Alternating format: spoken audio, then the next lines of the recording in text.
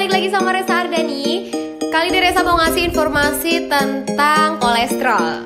Langsung aja check this out. Kolesterol adalah suatu molekul lemak di dalam sel dibagi menjadi LDL dan HDL, total kolesterol dan juga trigliserida. Kolesterol sebenarnya merupakan salah satu komponen lemak dan lemak merupakan salah satu zat gizi yang sangat diperlukan oleh tubuh di samping zat gizi lain seperti karbohidrat, protein, vitamin, dan mineral. Lemak merupakan salah satu sumber energi yang memberikan kalori paling tinggi.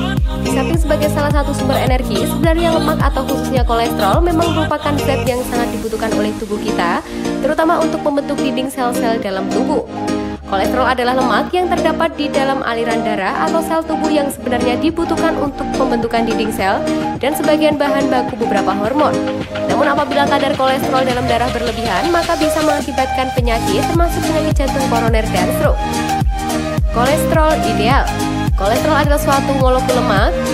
Kolesterol yang normal harus di bawah 200 mg/dl. Apabila di atas 240 mg/dl, maka ada berisiko tinggi terkena penyakit seperti serangan jantung atau stroke.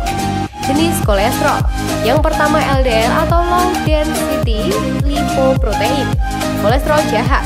Kolesterol LDL adalah lemak yang disebut lemak jahat karena bisa menimbun pada dinding dalam diri pembuluh darah, terutama pembuluh darah kecil yang menyerupai makanan ke jantung dan ke otak.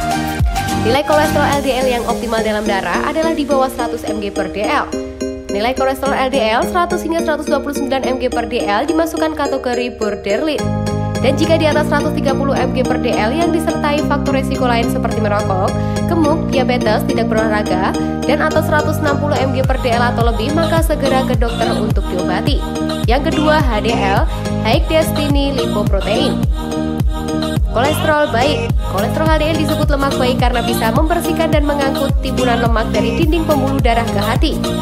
Nilai kolesterol HDL yang ideal adalah lebih tinggi dari 40 mg/dl untuk laki-laki atau di atas 50 mg/dl untuk perempuan.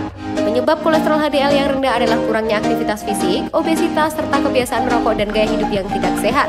Sedangkan trigliserida merupakan lemak triester dari gliserol. Nilai ideal adalah 60 hingga 150 mg/dl. Jika berlebihan yang dipengaruhi oleh usia, obesitas, dan jenis kelamin dapat berakibat meningkatkan resiko terhadap penyakit jantung. Penyebab.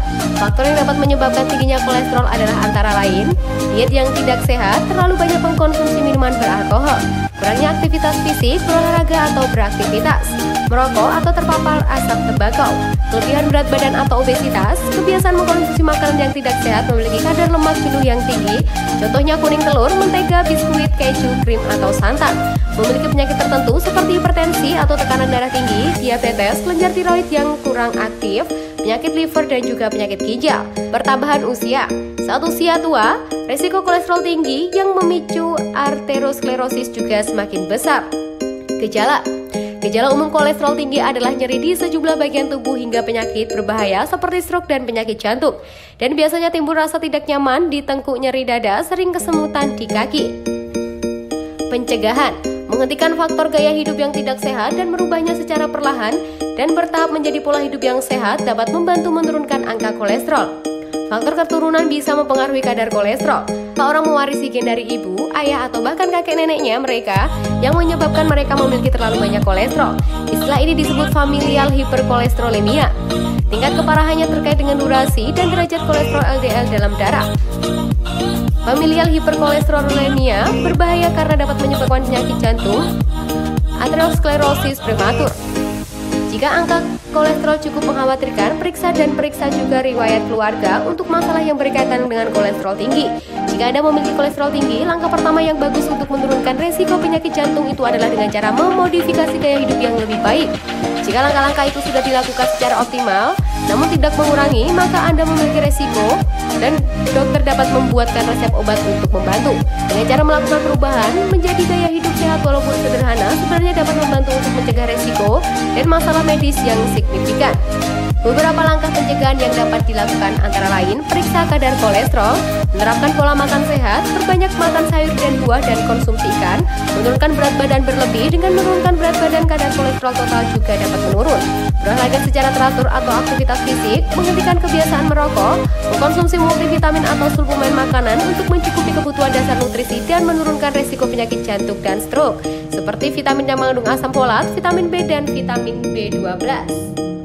Oke, itu adalah informasi tentang kolesterol. Kalau mau tahu informasi tentang kesehatan atau penyakit apapun, langsung aja tulis di kolom komentar ya. Dan see you di video selanjutnya, dadah!